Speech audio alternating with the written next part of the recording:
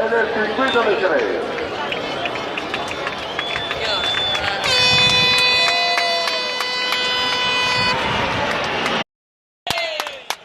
Espérate, esto no ha sonado bien, ¿eh? ¿Quién va con Pedrosa?